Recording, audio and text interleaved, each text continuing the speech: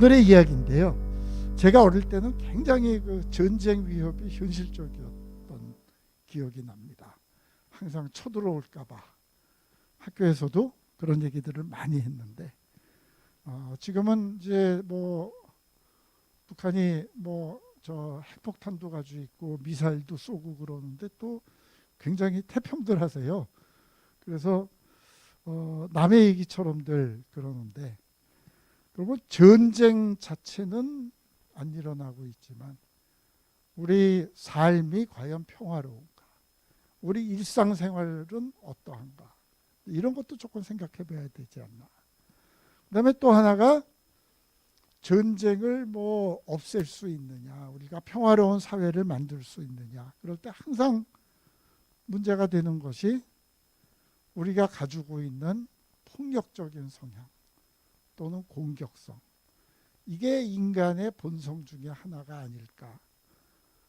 이거는 뭐 그냥 술 먹고 차 마시고 하는 얘기가 아니라 실제로 1차 세계대전이 끝난 다음에 유럽에서 이제 지식인위원회라는 게 국제연맹 옆에 만들어졌습니다.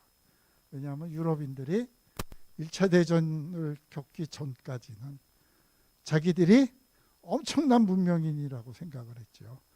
뭐 중국 이런 거 좀 상당히 뒤떨어졌다고 생각을 하고 우리가 문명의 첨단이고 인간이 발전할 수 있는 가장 높은 단계에 와 있다. 이렇게 생각을 했는데 전쟁이 일어났습니다. 전쟁이 일어났을 때만 해도 굉장히 많은 사람들이 전쟁이 그렇게 오래 갈 거라고 생각을 안 했습니다. 뭐 석 달, 5달? 그래서 막 노래 부르고 박수치고 꽃다발 주면서 전쟁터로 갔습니다. 근데 전쟁터에 갔더니 전쟁이 뭐 그렇게 멋있고 막 나라를 위해서 용감하게 죽고 희생하고 이런 게 아니에요. 가봤더니 이거는 정말 황당무계한 겁니다. 기술이 발전해가지고 뭐 전쟁에서 강조되던 무슨 용기라든지 영광스러운 죽음이 없어요. 그냥 진흙창에서 엎드려 있다가 막 죽어나가는 겁니다. 엄청나게 많은 수가 죽었고 전쟁이 끝나질 않았죠. 그래가지고 그런 참혹한 전쟁을 겪은 다음에 지식인위원회라는 게 만들어졌을 때 이제 정말 평화가 필요하다. 그때 아인슈타인이 제기한 질문입니다. 아인슈타인이 지식인위원회에서 우리가 이런 전쟁을 겪었는데 우리가 가장 문명적인 줄 알았는데 이런 황당무계한 전쟁을 시작을 하고 몇 년 동안 끝을 못 낸 겁니다. 그러니까 아인슈타인이 질문을 합니다. 인간의 본성에 대해서 누가 제일 잘 아냐? 그랬더니 저 오스트리아의 지그문트 프로이트 선생님이 대가입니다. 아인슈타인이 편지를 씁니다. 프로이트한테. 인간이 정말 인간의 본성에 그런 공격적인 폭력적인 측면이 있느냐. 자, 프로이트가 뭐라고 대답했겠어요? 뭐 대가니까 역시 대가답게 그런 측면도 있으나 또 한편으로는 이렇게 볼 수도 있는 가운데 우리가 이런 가능성도 배제할 수가 없겠죠. 그래서 이제 굉장히 부인을 한 것 같기도 하고 아닌 것 같기도 한 대답을 했는데 바로 그 문제입니다. 2차 대전이 또 일어났습니다. 자, 1차 대전을 겪고 국제연맹을 만들었고 평화연맹이 생기고 불가침조약도 맺고 별의별 짓을 다 했는데 2차 대전이 일어나는 것을 막지를 못했습니다. 2차 대전이 끝나고 나서 유엔이 만들어지고 유네스코가 만들어집니다. 유네스코는 가방을 안 가져왔다. 제가 유네스코 헌장에 어떤 말이 있느냐. 전쟁은 인간의 마음속에서 일어나기 때문에 평화의 방벽을 세워야 될 것도 인간의 마음속이다. 그러면서 이제 어쩌고 저쩌고 하다가 정부 간의 이런 정치적, 경제적 교섭에 의한 평화 충분히 가능합니다. 서로 양보하고 뭐 이 땅은 네가 갖고 그 대신 이거 주고. 그런데 이런 것들은 영속적이질 못하다. 그래서 교육, 과학, 문화 이런 게 중요해지는 겁니다. 그래서 인간의 지적, 도덕적 연대 위에 평화를 세워야 된다. 그래서 유네스코가 만들어집니다. 그래서 유네스코가 결국은 사람들이, 이 국민들이 서로 무지하고 오해를 하고 정치가들의 선동에 넘어가고 이걸 막기 위해서 유네스코가 이제 등장을 했던 겁니다. 근데 그러한 가운데 계속해서 이 사람들의 뇌리를 짓누르는 것이 과연 인간이 폭력적인가? 그러니까 당시의 고고학자들 또는 이 형질인류학자들은 인간이 살인 원숭이의 후예다, 이런 주장을 했습니다. 유골들을 보니까 유골에 상처기들이 있습니다. 뭐냐? 서로 죽고 죽이는 흔적이다. 또는 인간이 진화 과정에서 사냥을 하면서 진화를 했다.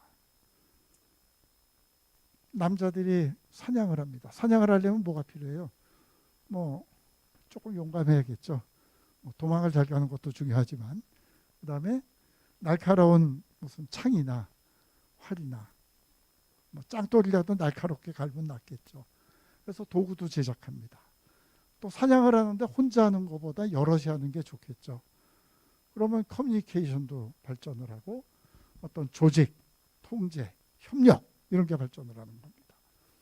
그래서 인류의, 인간의 아주 중요한 자질들은 사냥을 통해서 발전을 했고, 그 사냥이라는 것은 결국은 잘 죽이는 거죠.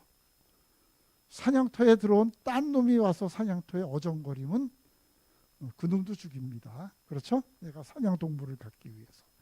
그래서 인간이 그렇게 진화했기 때문에 우리는 다 살인 원숭이의 후예인데, 우리가 다소 문명화가 됐다 한들 우리 그 깊은 속에 있는 이 폭력적인 이거를 쉽게 버릴 수 있겠는가, 이제 그런 얘기들을 했던 겁니다. 근데 여기 대해서 이제 어떻게 보면 굉장히 남성 중심적인 사고입니다. 그러니까 남자들이 사냥하면서 막 도구도 발견하고 불도 떼고, 불 떼어서 동물들 무섭게도 하고 쫓기도 하고, 뭐 이 저 조직력, 커뮤니케이션 능력 이런 거 발전시키고 있을 때 여자들은 뭐 했겠어요? 예?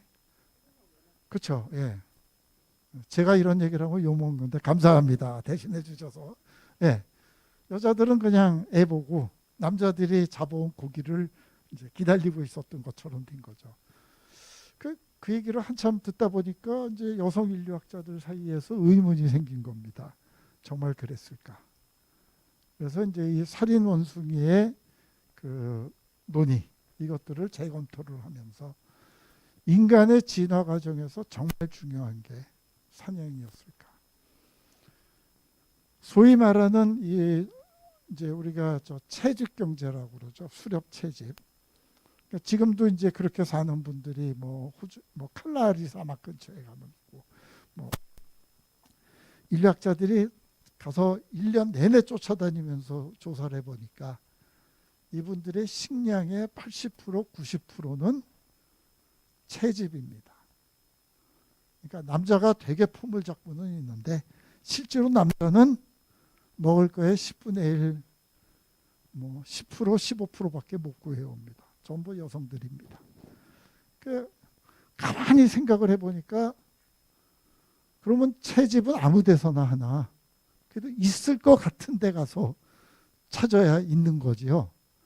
그러니까 채집을 잘한다는 것은 환경에 대한 굉장히 세밀한 지식이 필요한 겁니다. 그 다음에 여성들은 다들 아시다시피 임신을 하고 출산을 하고 그 다음에 이제 수유하면서 육아를 합니다. 그러면 그 기간 동안에 상당히 다른 사람에게 의존을 해야 됩니다. 물론 저 남편한테 의존을 할 수도 있지만 굉장히 많은 경우에 다른 여성들에게 의존을 합니다. 엄마도 있고 언니도 있고 친구도 있고. 그래서 어떻게 보면 싸움 잘하는 남성의 능력, 싸움 능력이 인간을 인간으로 만들었는가? 아니면 나도 언젠가는 누구에게 기대야 돼요. 그러려면 어떻게 해야 돼요? 남이 나한테 기대게 해주는 게 굉장히 중요한 겁니다. 환경에 대한 지식 물려줘야 됩니다. 알려줘야 되고. 그렇게 해서 사실은 여성들의 소통 능력, 여성들의 어떤 협조, 지식 이런 것들이 더 중요하지 않았는가. 이런 논의들이 발전을 하게 됩니다. 그래서 우리가 생각했던 것처럼 인간이 그렇게 위대한 사냥꾼이 아니었다. 이제 이런 얘기까지 나오게 됩니다.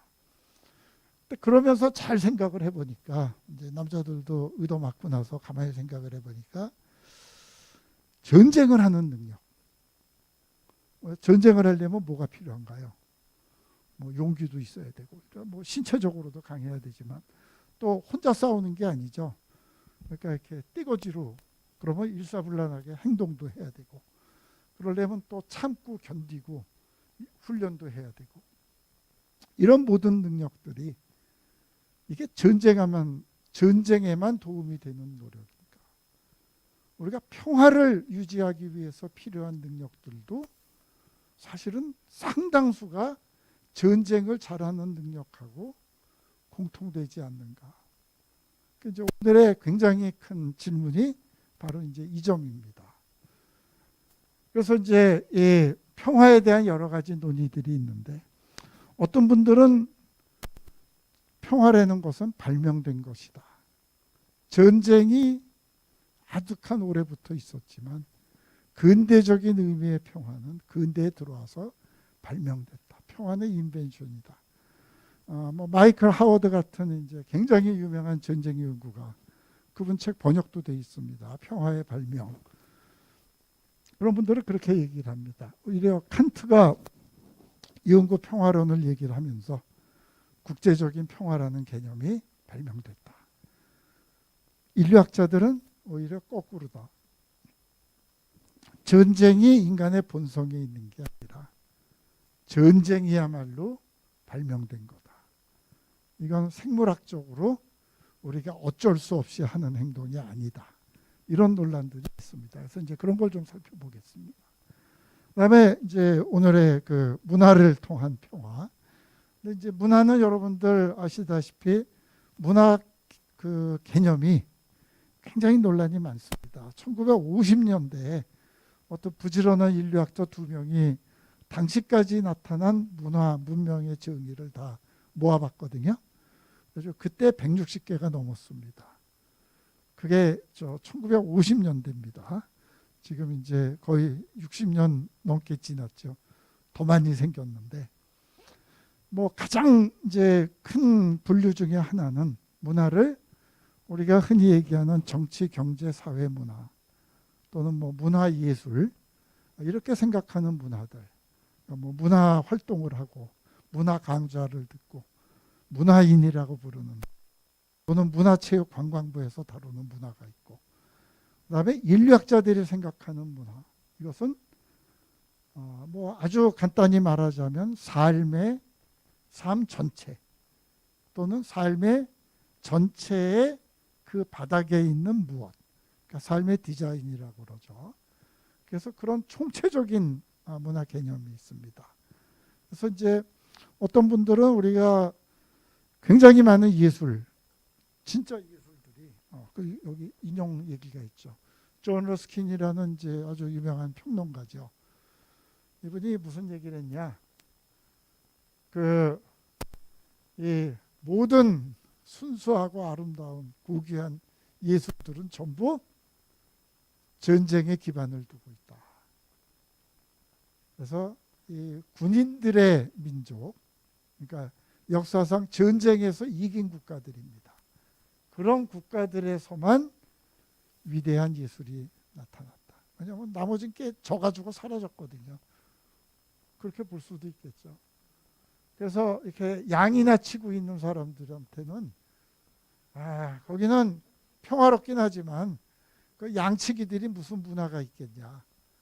존 러스킨은 그랬습니다. 물론 이제 이분이 이 얘기를 한 것은 그 다음에 이걸 뒤집으려고 이제 그런 얘기를 했습니다. 그래서 전투에 기반을 둔 민족, 국가. 거기에만 위대한 예술이 가능하다. 뭐 이제 이런 얘기들도 있습니다.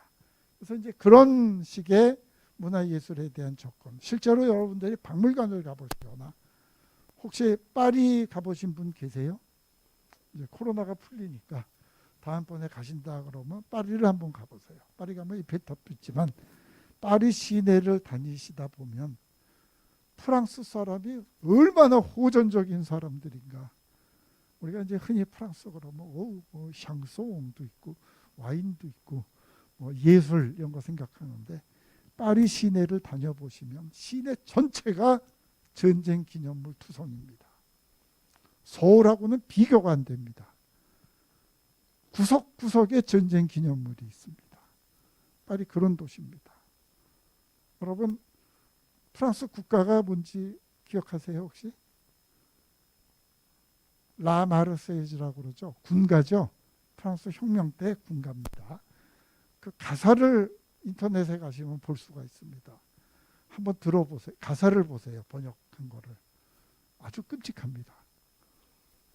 그 우리나라에서 저번에 그 코로나 터지기 전이죠. 그 저 레미제라블이라는 그 뮤지컬 영화가 대히트를 쳤죠. 뭐 떼창도 했다고 그러는데 거기에 제가 그 뮤지컬을 보다가 굉장히 좀 이상한 느낌이 들었습니다. 거기 보면 그 뭐 들리는가 그 인민들 민중들의 노래를 뭐 그런 노래가 있죠. Do you hear the people sing 그런 노래가 있습니다. 그러면 이제 거기서 그 상당히 이제 이렇게 여러 명이 행진을 하는 것처럼 하면서 부르는 노래인데 거기 가사에 보면 그 가사를 들어보면 저거는 프랑스 사람이 만든 노래가 아니다. 이 영국 뮤지컬이거든요. 그걸 알 수 있습니다. 왜? 프랑스 사람처럼 호전적이질 않아요. 그 영화, 그 노래가. 그 노래는 보면 우리가 피를 흘려서 새로운 세상을 만드는 겁니다. 프랑스 사람은 천만의 말씀입니다. 프랑스 국가에는 뭐라고 노래를 부르느냐? 적들의 피가 우리의 밭고랑을 적신다. 프랑스 그렇게 무서운 나라입니다. 그러니까 아마 존 러스킨이 그랬겠죠. 모든 위대한 예술은 전쟁에서 나왔다고. 근데 이제 그런 그 굉장히 많은 예술 작품들이 전쟁 또는 전쟁의 영광 이런 것들하고 관련이 있습니다. 그러나 또 한편으로 문화 자체가 전쟁을 찬양하고 전쟁의 정당성을 예찬하는 전쟁의 불가피성을 당연하게 받아들이도록 하는 그런 문화도 있습니다. 거기에 대해서 유네스코나 유엔은 평화의 문화를 얘기를 합니다. 또 이제 오늘 그 다룰 주제들이 되게 이겁니다. 이제 저희가 굉장히 많은 위기를 겪었습니다. 83년인가 국민 여러분 실제 상황입니다 한 적이 있습니다. 그래가지고 뭐 적기가 인천 상고 공습하고 있다고 매뉴얼대로 읽은 겁니다. 그래서 이제 혼비백산을 했는데 그때 뭐 중국 비행기 넘어올 때죠. 북한 비행기도 넘어오고 그럴 때입니다. 그래서 우리가 굉장히 많은 이 전쟁 기억 그 문화 속에서 살았습니다. 저 어렸을 때는 상이용사가 다녔습니다. 연필 팔고 다녔어요. 6.25 때 팔다리를 잃은 분들이 그때 나라 가난하잖아요.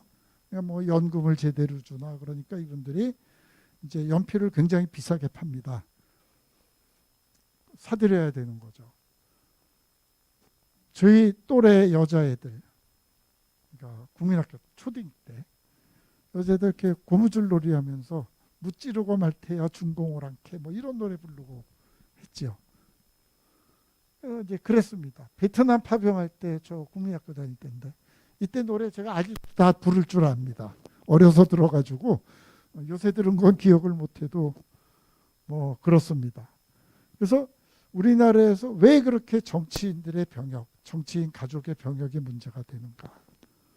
아주 깊은 뜻이 있죠. 군대 가기 좋아하는 사람 별로 없습니다. 이거 군대를 나도 겪었는데 니도 갔다 와야지. 굉장히 중요한 겁니다.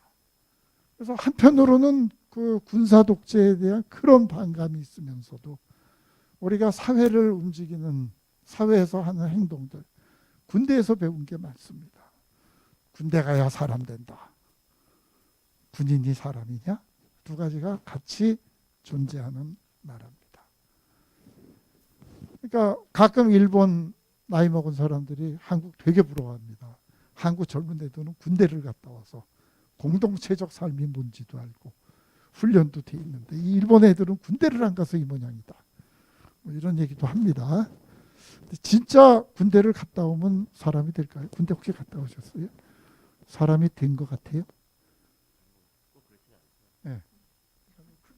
그런 경우도 있지만 안 그런 경우도 있는 것 같습니다. 저는 좀 나아졌어요. 어떠세요? 별로 도움이 안 된 것 같아요. 도움이 안 되셨어요? 네, 원래 훌륭한 분이셨나 봅니다. 자, 이건 농담이고 굉장히 복잡합니다. 그래가지고 뭐 엄청나게 많은 사건들이 있었고 뭐 설명할 필요가 없죠. 뭐 도끼 만행도 있고 뭐 하여간 별의별 게 다 있었습니다. 서울 불바다도 된다고 그랬고 뭐 하여간 뭐가 많았어요. 지금은 이제 핵보유 국가죠. 핵보유 국가하고 어떻게 살 건가. 보통 일이 아닙니다. 자, 우리가 이제 한편에서는 전쟁을 방지하자 그럽니다. 그래서 두 차례 세계대전을 겪은 다음에 죽을 힘을 다해서 전쟁 방지, 여기에 노력을 했는데 한편 물어봅니다. 전쟁을 방지하려고 노력을 하는 게 정말 좋은 방식일까? 아니면 전쟁을 방지한다는 쪽으로 가야 되나? 아니면 우리가 그러니까 이제 전쟁하고 평화가 완전히 대척점에 있다 그러면 전쟁을 방지하면 평화인 거죠. 근데 정말 다른 건가? 아까 전쟁을 잘하는 데 필요한 능력들, 평화를 유지하는 데 필요한 능력들 중에 상당수가 겹치는 거 아니냐, 이런 의문을 가지고 있다면 우리는 전쟁을 방지하기 위해서 노력을 하기보다 어떻게 하면 더 평화로운 사회를 만들까를 위해서 노력을 했었어야 하는 것이 아닌가, 이런 생각도 해봅니다. 뭐가 다르냐 그럴 수도 있는데 꽤 다를 수가 있습니다. 그러니까 가령 전쟁과 폭력을 중시를 하면 이제 예방하고 원인 제거를 해야죠. 그다음에 전쟁이 안 일어나게 해야 됩니다. 그러면 굉장히 좋은 방법 중에 하나는 내가 적보다 센 거죠. 저놈이 전쟁 준비를 해? 아주 나는 2배, 3배, 아니면 북한처럼 1000배, 10,000배로 갚아줄 거다. 무장을 하면 전쟁을 방지할 수 있겠죠. 그게 과연 좋은 방식인가? 또는 평화의 관점에서 보면 갈등을 평화적으로 해결하고, 적극적 평화 개념은 뭐 배우셨죠? 이 요한 갈퉁이라는 사람이 유명하게 만든 겁니다. 평화라고 하는 것은 우리가 전쟁이 없는 상태를 평화라고 하는 사람들도 있습니다. 이거는 평화의 네거티브한 데피니션입니다. 네거티브라는 것은 우리가 부정적이다, 그러니까 뭐가 아니답니다. 평화는 뭐냐? 그러면 평화는 이런 것이다라고 평화의 내용을 얘기를 해주는 게 아니라, 평화는 여태까지 어떻게 정의를 해왔냐? 전쟁이 아닌 거다. 그러니까 뭐가 아닌 겁니다. 그러니까 가령 선생님은 누구세요? 그러면 나는 옆 사람이 아닌 거죠. 네. 남자는 뭡니까? 여자가 아닌 거죠. 인간은 뭡니까? 개나 말이나 소가 아닙니다. 이렇게 답변을 하는 게 네거티브한 부정적인 정의입니다. 그래서 우리가 평화를 그렇게 생각들을 해왔는데 과연 이대로 좋은 것인가? 그다음에 전쟁의 양상, 폭력의 양상들이 굉장히 복잡해지고 있고 첨단 과학기술하고 결부가 되고 있습니다. 이 전쟁들을 막으려면은 역시 첨단 과학기술이 필요합니다. 그런데 전쟁을 방지하는 데 들이는 노력의 단 몇 분의 1이라도 우리가 보다 평화로운 사회를 만드는데 노력을 했더라면 어땠을까? 물론 참 한가한 소리 하고 있다. 북괴가 호시탐탐 노리고 있는데 그럴 새가 어디 있느냐. 이것도 뭐 틀린 얘기 아닙니다. 그러나 북괴가 호시탐탐 노린다고 나라가 금방 넘어가느냐. 국방력이 아주 약하면 뭐 6.25 때처럼 쳐들어오면 막 무너지겠죠. 그러나 뭐 공자님도 그러고 맹자님도 그러고 나라의 국방은 어디에 달려있느냐. 튼튼한 성곽과 예리한 무기에 있는 게 아니라 백성들의 마음이다죠. 그러니까 사람들이 대한민국에 대해서 대한민국이 그래도 이 정도면 참 괜찮은 나라다. 우리 대한민국 문제가 많습니다. 빼기 난무하고 뭐 모두 난무하고 그러지만 그래도 대한민국은 노력하면 웬만큼 보상을 얻을 수 있다. 그렇게 막 가는 나라가 아니다. 이런 생각들을 가지고 있으면 북한이 아무리 뭐 어떻게 해보려고 해도 되기가 힘든 겁니다. 근데 청소년들이 애도 안 낳고 대한민국 뭐 이러냐. 헬조선이다. 이러면 이게 정말 심각한 문제인 거죠. 그래서 이제 그런 얘기들을 합니다. 전쟁은 제가 이제 자유전공학부에서 전쟁과 평화라는 과목을 만들어서 가르쳤습니다. 인류학자가 무슨 전쟁과 평화냐. 그죠. 외교학과도 있고 뭐 그런데. 근데 저는 그렇게 봅니다. 전쟁은 인간의 가장 고귀하고 아름답고 뛰어난 것들이 발현이 됩니다. 물론 아주 이상한 짓들도 합니다. 같은 편도 때리고 쏘고 바보짓도 많이 하지만 다른 한편 그 전쟁이 인간의 가장 추악하고 우리가 정말 인정하기 싫은 그런 것들도 전쟁 때 나옵니다. 그걸 다 보여주는데 어떻게 인류학자가 전쟁을 다루지 않을 수 있는가. 한편에서는 전쟁은 결국은 생존 경쟁의 문제다.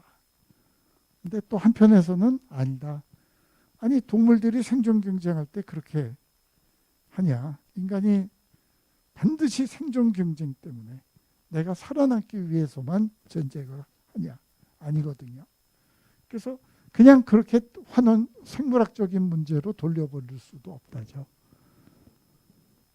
그래서 이제 굉장히 재미있는 말이 있죠. 전쟁은 너무나 중요하기 때문에 장군들에게 맡겨둘 수가 없다. 그러니까 전투는 장군들이 잘합니다. 전문가니까.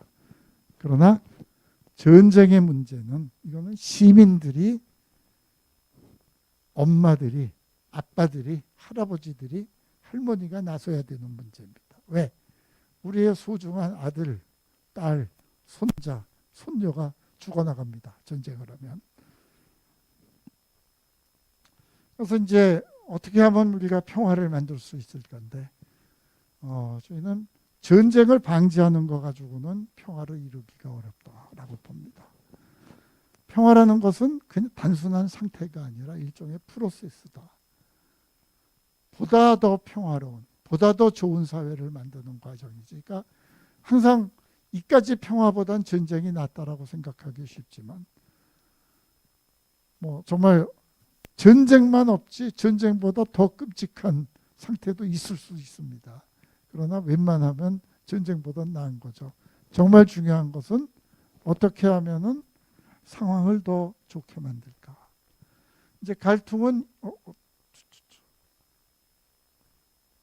이 평화로운 수단에 의한 평화를 얘기하는데 이게 말이 쉽지 참 어렵습니다. 유엔은 평화로운 수단이면 좋겠지만 유엔 자체는 뭐예요? 이거는 2차 대전 연합국의 동맹이죠. 집단 안보라는 건 뭡니까? 무력을 통한 평화의 달성입니다. 유네스코 유엔 체제의 일부입니다. 그러니까 평화를 이루기 위해서 노력을 하지만 유엔이나 유네스코는 비폭력적 수단만 사용한다는 아닙니다. 비폭력은 굉장히 어려운 문제입니다. 이제 그러죠. 간디는 비폭력을 하지 않았냐. 그럼 옆에서 그럽니다. 간디가 식민지 조선에 살았어 봐라. 일본 사람 상대로 비폭력하면 맥혔을 것 같니? 영국은 그렇게 잔인하고, 영국도 아주 못된 짓 정말 많이 했습니다. 식민지에서.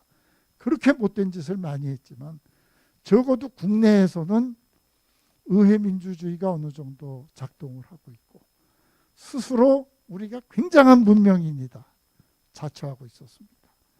그래서 영국의 지식인들, 영국의 지도자들은 우리는 인권이 중요하고 우리는 신사들이다라는 자부심이 있었죠. 그 앞에서 영국인의 양심에 호소를 하고 대드는 비폭력이니까 그게 효과가 있었지. 아주 가차없이 무자비한 폭력을 휘두르고 그거를 일본 국민들이 용인을 하고 있는데 그 앞에서 비폭력 투쟁이 맥혔을까? 정말 성인이라면 하셨겠지요. 근데 정말 어려운 문제입니다.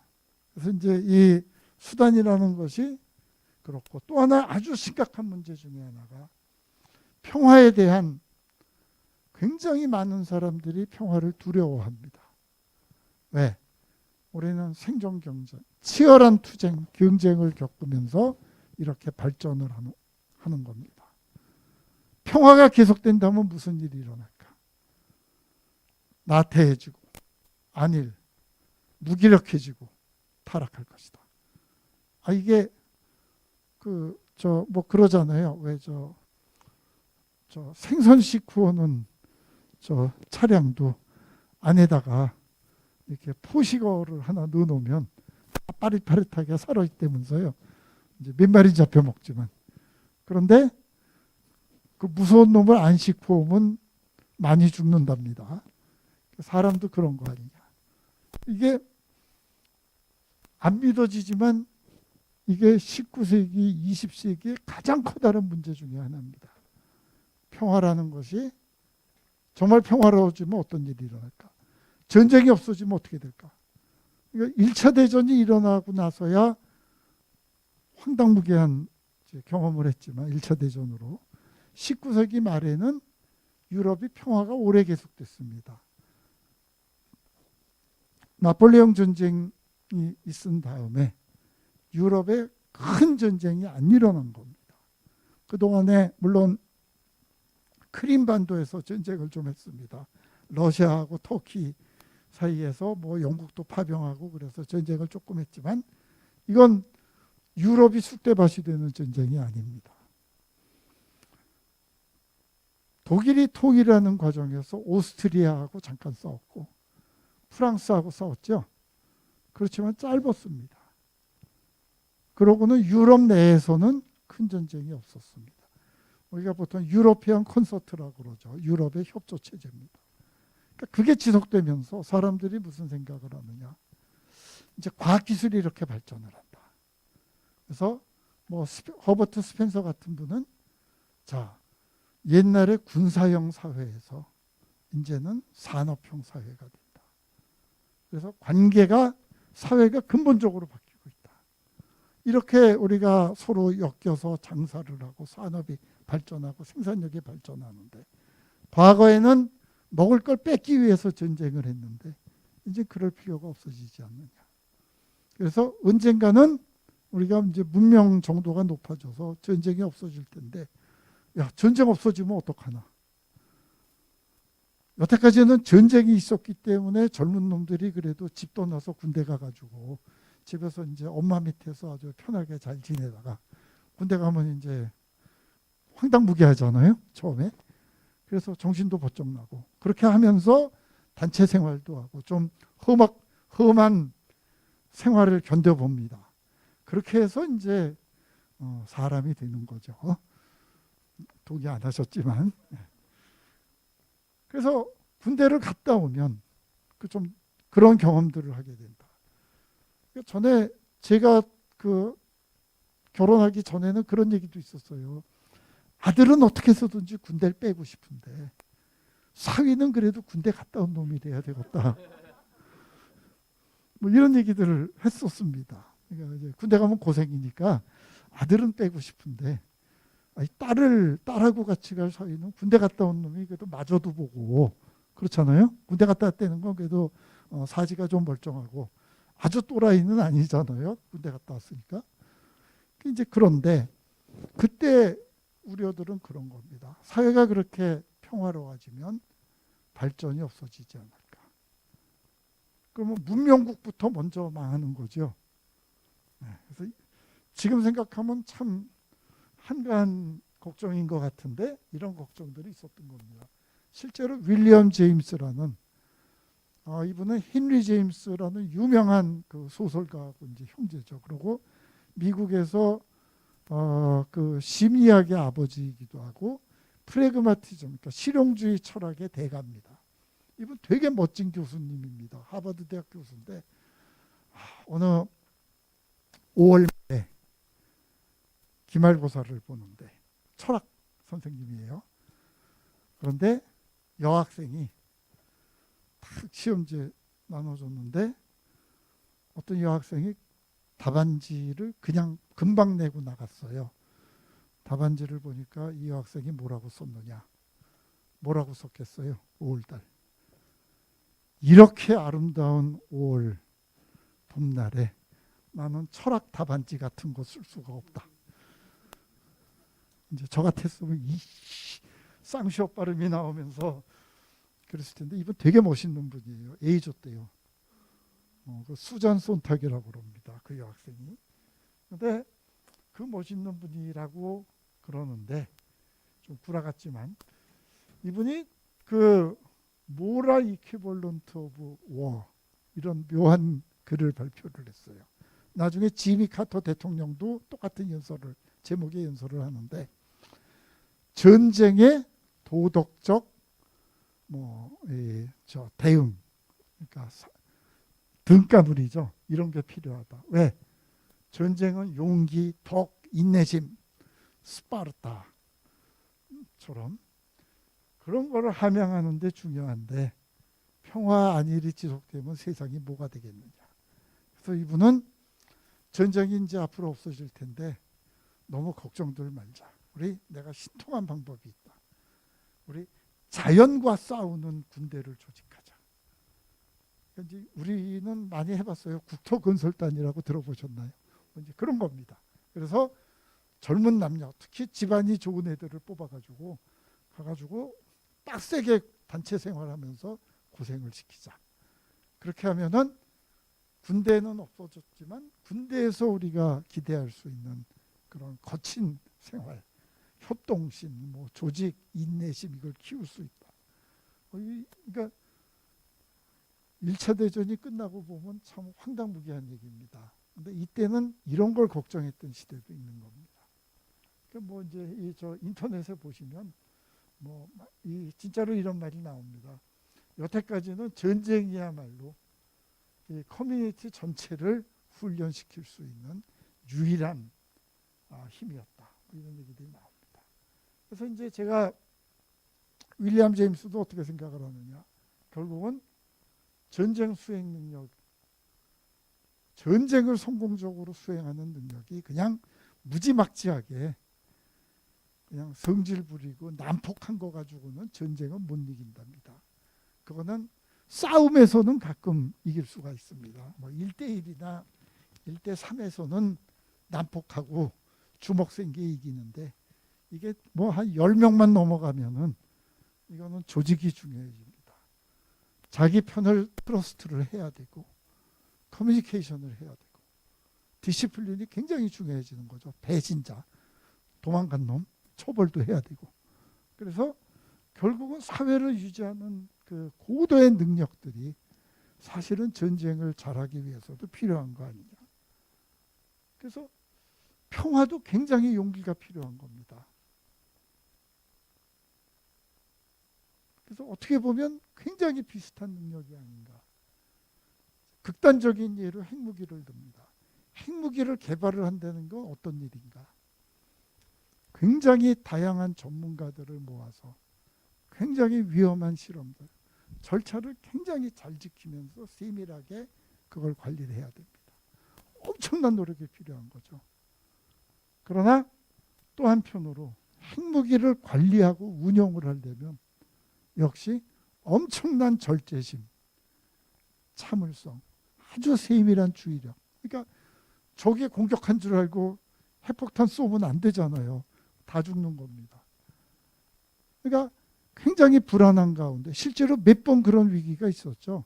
뭐 우리가 이제 큐바 미사일 위기만 알고 있지만 사실은 소련에서도 그런 일이 있었습니다. 컴퓨터가 오작동을 해서 소련의 당직 장교가 상황실에 앉아 있는데 미국에서 미사일이 날라오는 겁니다.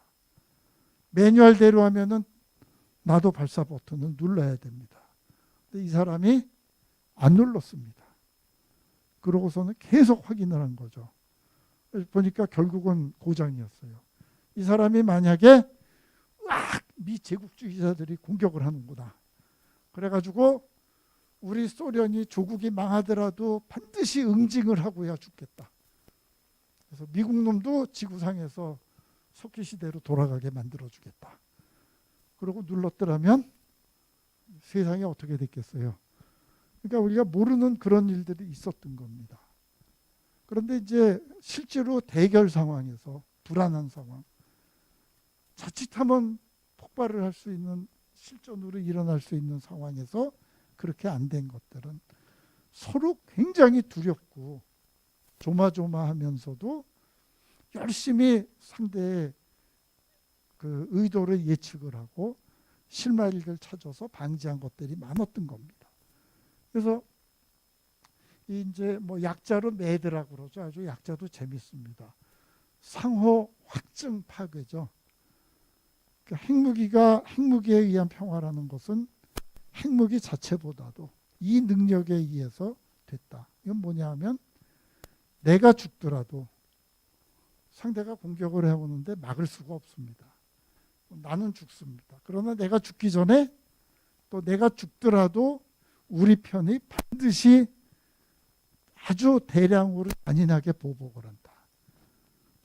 그러니까 이제 굉장히 중요한 게 미국 같은 경우는 핵 잠수함들이죠. 그전에는 미국이 어떻게 했느냐. 지금 굉장히 믿기 어렵지만 1950년대에는 미국 국민학교는 방공훈련을 했습니다. 핵 방공호가 굉장히 잘 팔렸습니다. 우리 저 기생충 영화에 보면 핵 방공호가 나오는데 1950년대 미국이 그게 아주 잘 팔리는 상품입니다. 마당에 하나씩 묻어놓고 거기다가 식량이랑 물이랑 넣어놓습니다. 식량 넣어놓으면 몇 달 지나면 바꿔줘야 되죠. 참 좋은 장사입니다. 몇 달마다 계속 바꾸니까 맛없는 거 계속 먹거나 버려야 됩니다.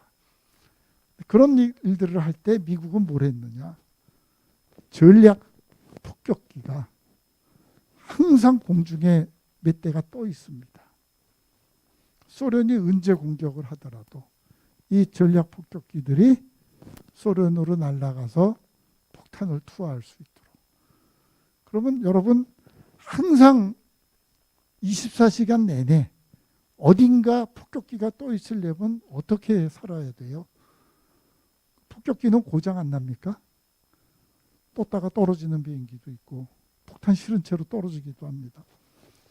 엄청 많은 그 재원과 인명을 희생해가면서 그런 체제를 유지하다가 드디어 잠수함에서 쏠 수 있는 기술이 나왔습니다.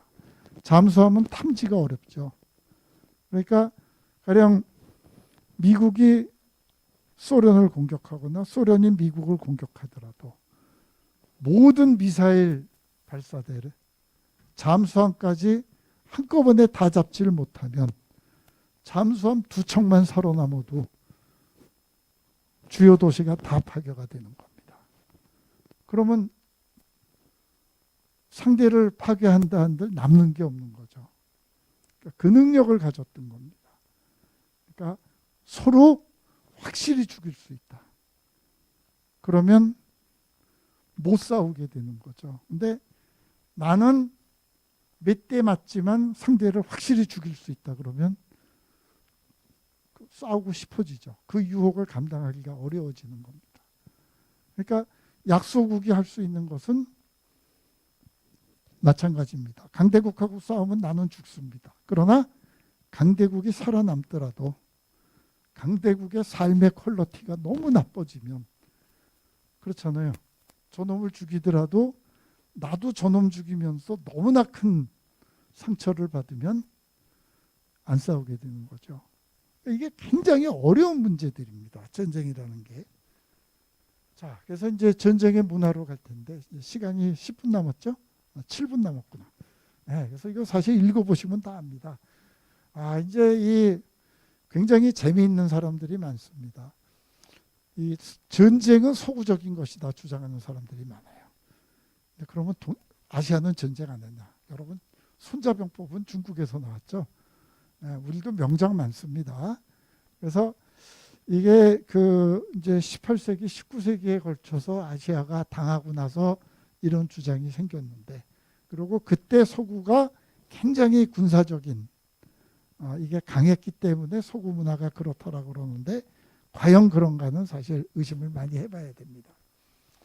그래서 이 전쟁 학이라는 것도 나왔죠. 클라우제비츠 같은 프러시아 군인이 이제 전쟁에 대해서 아주 심오하게 생각을 해서 전쟁의 가장 순수한 형태, 이상적인 형태. 그래서 이상이라는 건 바람직하다는 게 아니라 관념으로서, 개념으로서의 순수한 것입니다.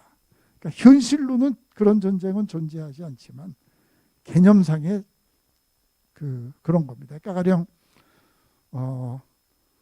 순수한 관념상의 미인. 그러니까 이거 세상 사람이 아닌 거죠.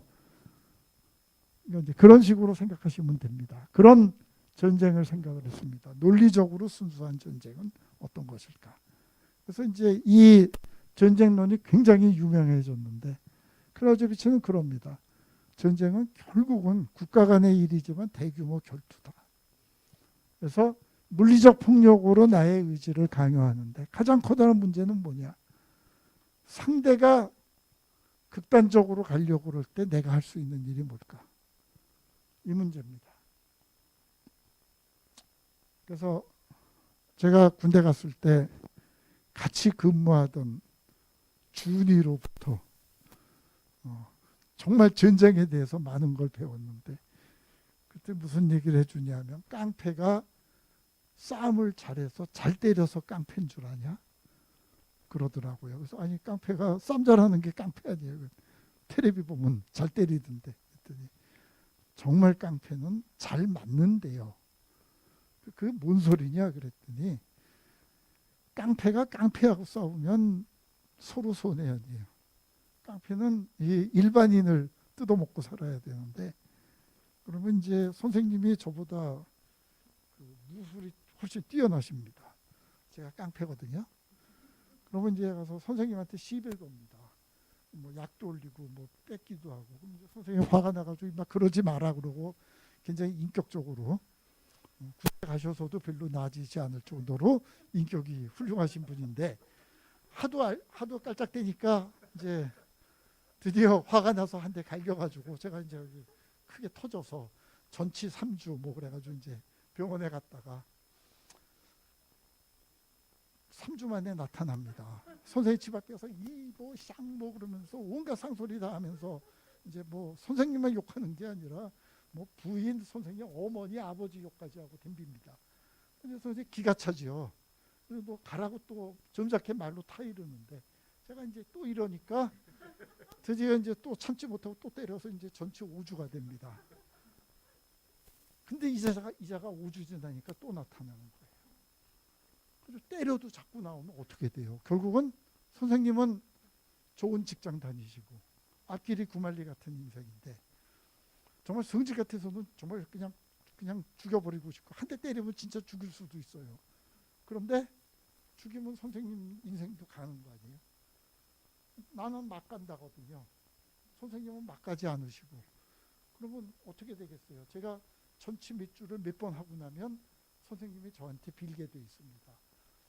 야, 어떻게 좀 하자. 그래서 이게 전이라는 것이 그렇게 무서운 겁니다.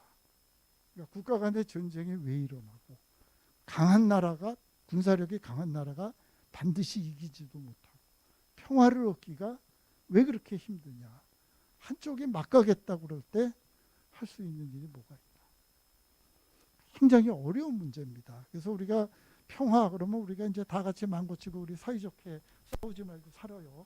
그러면 좋을 것 같은데 요게 재밌거든요. 몇 대 맞더라도. 그러니까 보통 사람들은 못합니다. 맞는 거 싫거든요. 근데 나는 맞더라도 그렇게 해서 점잖게 잘 나가는 분 몇 명만 잡으면 내가 평생 먹고 살게 생깁니다. 그렇잖아요? 그리고 그런 명성이 생기고 나면 그 다음엔 이쪽 선생님한테 가서는 선생님 당하시는 거 봤거든요. 하면은 어떻게 하시겠어요? 그거 다 겪고 하는 것보다 그냥 맞고 할래 말로 할래 뭐 이런 거죠. 네. 그래서 이게 깡패짓이 재밌어지는 겁니다. 그러니까 저런 전의를 가지고 있을 때, 그러니까 극단으로 가겠다고 그럴 때 그거를 우리가 어떻게 막을 수 있는가. 이런 문제들을 아주 복잡한 문제들이 있죠. 그래서 별의별 심리학자들이 별의별 거 다 했습니다. 이 클라우저비츠도 읽고 그런 다음에 적의 전의를 꺾기 위해서 뭘 하면 좋은가. 처칠 적의 독일 여자와 어린이를 많이 죽이면 전쟁이 빨리 끝난답니다. 2차 대전 때 도시에 대한 폭격을 했죠. 물론 독일군이 런던에 폭격을 먼저 했습니다. 그 다음부터 도시 폭격을 합니다. 이거는 헤이그 법규에서는 비무장 도시에 대한 그러니까 도시 일반인에 대한 공격은 전쟁 범죄로 규정을 했었는데 식민지에서는 유럽인들이 마구 죽였습니다. 비행기 동원해서. 한번 해보고 나니까 그 다음에 유럽에 와서도 하는 겁니다. 그래서 우리는 히로시마 나가사키가 무섭다고 생각을 하는데 실은 그 전에 도쿄 대공습 때 더 많이 죽였습니다. 그때는 사막에다가 일본 건축 전문가를 불러가지고 일본 집들을 지어 놓습니다. 안에 가구까지 넣어놓고 어떤 폭탄을 떨어뜨리면 제일 많이 잘 부서질까. 그래서 개발한 게 소위탄입니다. 일본 집은 나무하고 종이로 지었잖아요. 그래서 동경 대공습 때 나가사키 히로시마보다 더 죽입니다. 드레스덴, 함부르크 다 원자탄보다 재래식 폭탄으로 훨씬 더 끔찍하게 죽였습니다. 그러니까 이제 일본 사람들은 그럽니다. 우리가 아시아인이기 때문에 우리한테 핵폭탄 썼다. 유럽인들한테는 안 쓰지 않았니. 그래서 이제 미국 정말 나쁜 놈들이다. 인종차별주의자 그러는데 미국, 영국이 전쟁 끝나갈 때 드레스덴에서 뭘 했는가. 얼마나 불이 크게 났는지 도시 전체에 산소를 빨아들입니다. 화염이. 방공호에 있던 사람도 다 죽였습니다. 산소가 없어집니다. 그런 전쟁을 합니다. 그런 전쟁을 하면서 뭐라고 믿었느냐. 자국 정부가 독일 정부가 우리를 지켜주지 못하니까 정부에 대한 지지를 안 하고 전쟁이 빨리 끝나지 않을까. 근데 실제로 일어난 일들은 안 그렇습니다. 때렸더니 독일 끝까지 히틀러가 거의 망하기 직전까지 독일이 무너지질 않았거든요. 그래서 이제 별의별 실험들을 다 했습니다. 심지어는 예고까지 하고 갑니다. 우리가 몇 월 며칠 몇 시에 너희 폭격을 하겠다. 이제 폭격기 조종사들은 황당하죠. 예고하면은 저기서 고사포도 갖다 놓고 요격기들 기다릴 거 아니에요. 근데 심리학자들은 그럽니다. 그때 떨어뜨려야 전의를 무너뜨릴 수 있다. 안 무너졌던 겁니다. 전쟁이 그렇게 무서운 겁니다. 그래서 이제 우리가 전쟁의 본질에 대해서 굉장히 많은 이해도 있지만 오해도 있고 또 전쟁에 이제 이런 식의 전쟁을 굉장히 유럽적인 특히 이제 그리스에서 찾는 사람들이 많습니다. 그리스는 도시국가들이 전쟁을 어떻게 했느냐. 우리 몇 월 며칠 몇 시에 만나자입니다. 그러면 딱 무장하고 와가지고 거기서 화끈하게 싸웁니다. 2시간이면 결판이 납니다. 그러면 끝입니다. 그리스도는 방패를 들고 돌아오거나 방패에 실려 돌아오는 겁니다. 방패가 없이 돌아올 수가 없습니다. 방패가 없다는 건 도망쳤다는 얘기입니다. 소크라테스, 철학자로 유명하지만 소크라테스가 가장 자랑스러워했던 것은 각종 전투에 참여했을 때 입은 상처입니다. 여기는 내가 무슨 전투 때 입은 상처, 여기는 무슨 전투. 시민군이기 때문에 그런 겁니다. 이제 유럽인들이 아주 고전적일 때 굉장히 그런 얘기들을 합니다. 예, 전쟁 그 시민군이기 때문에 자기가 왜 싸우는지를 아는 사람들입니다. 그러니까 이 오스만 터키의 군대나 아시아 군대들은 여기는 뭐 군대 귀족도 있지만 다 예속된 사람들이랍니다. 그리스군은 안 그랬답니다. 그래서 서구 군대가 그렇게 강했다. 이제 이런 주장들을 하는데 믿거나 말거나입니다. 이것도 사실은. 그래서 이제 쭉쭉쭉쭉 가겠습니다. 이건 읽어보시면 됩니다. 요거 하나만 보지요. Fra en av verdens mest kjente militære avdelinger, nemlig US Navy, presenterer vi under ledelse av løytnant Larry Green, the US Navy Ceremonial Guard Drill Team. 앞에 부를 수 있나요? 조금 잘 보일 것 같은데. 그죠?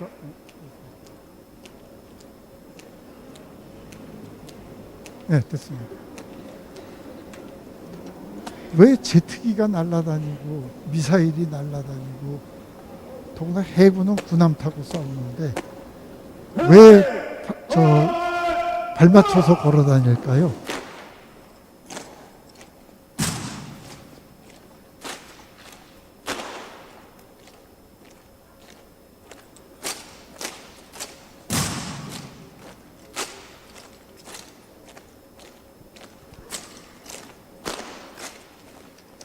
해군하고 해병대는 사일런트 드릴이라는 거 합니다. 군악이 없습니다. 하나둘도 안 합니다. 훈련을 열심히 하면 구령 안 붙이고 음악이 없어도 저게 됩니다.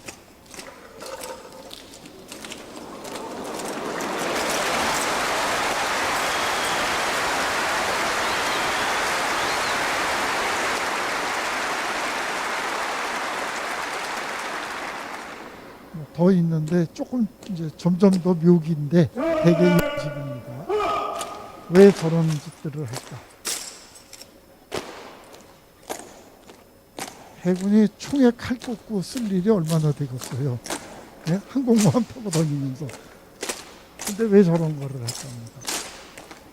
자, 이거는 이제 군인들이 하는 거고, 예, 이제 그 다음 영상 하나 더 있죠. 이거는 일본 대학생들입니다.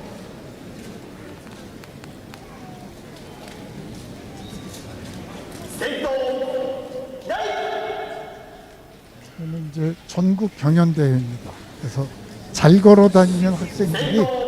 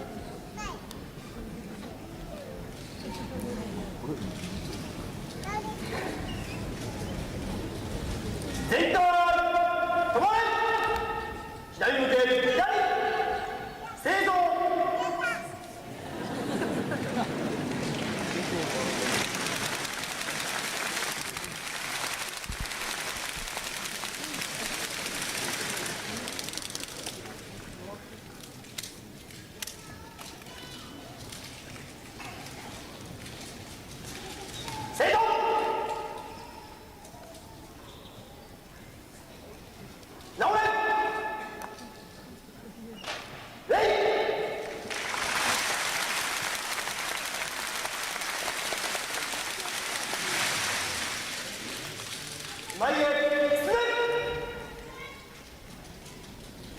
左右に向かって進め向こう上面へ向かって進め中央に向かって進め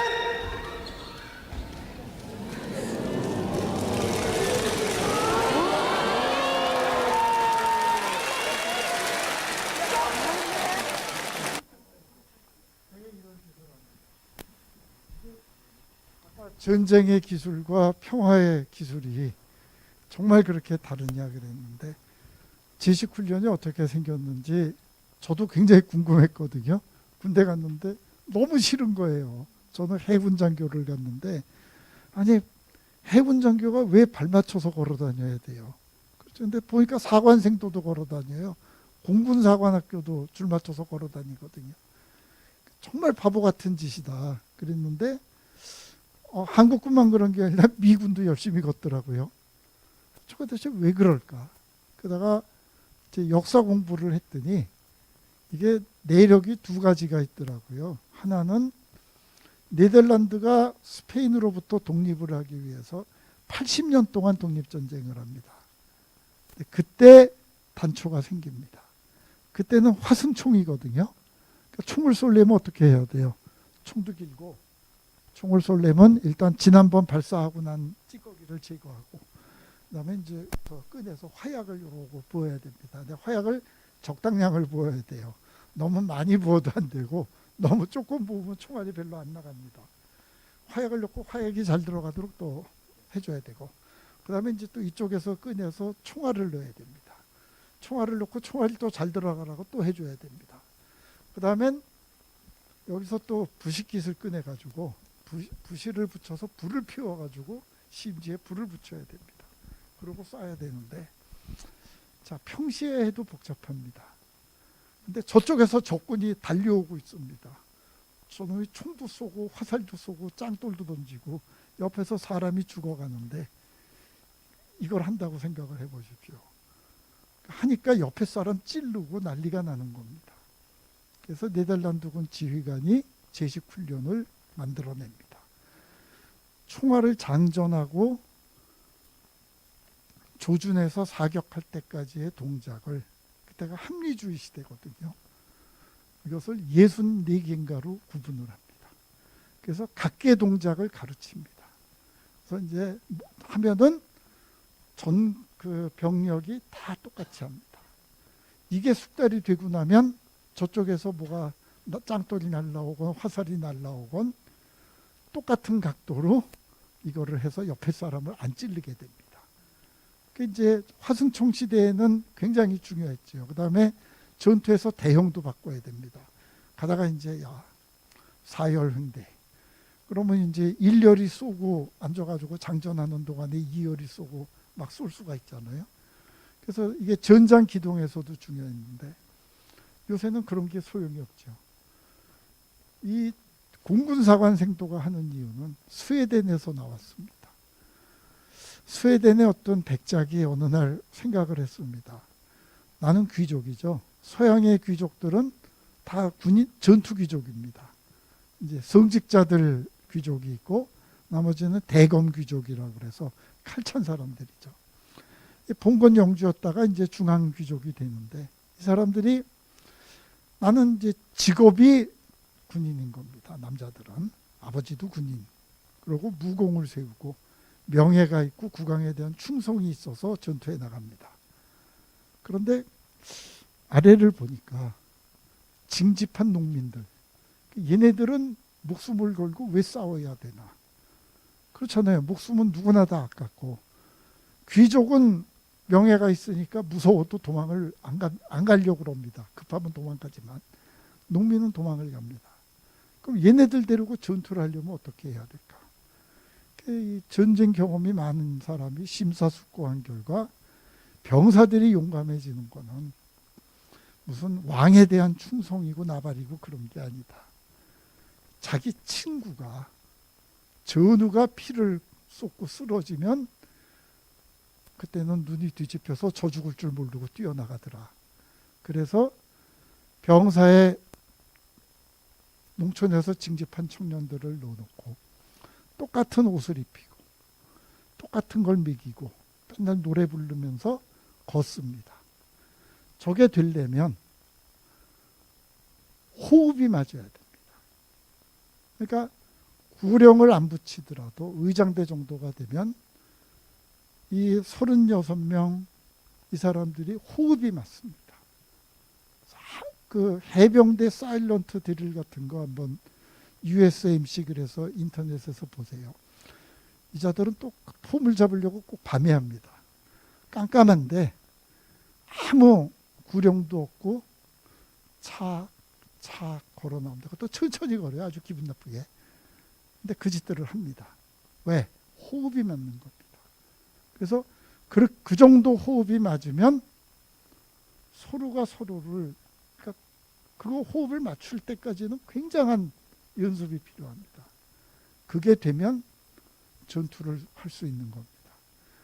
그러니까 이제 제가 그 고등학교 때 교련 받고 군대 갔을 때 제일 듣기 싫었던 얘기 중에 하나가 열병 분열을 하면 부대가 전투 태세가 얼마나 갖춰졌는지를 안다.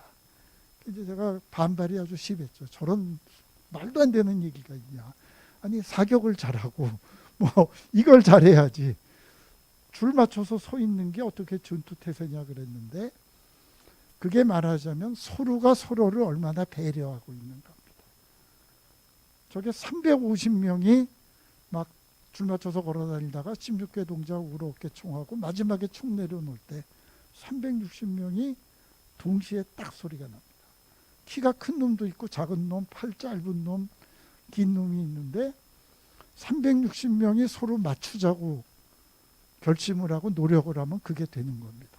그러면 이제 이런 놈들은 일단 적의 총성이 울렸을 때 다 흩어져서 도망을 안 간답니다.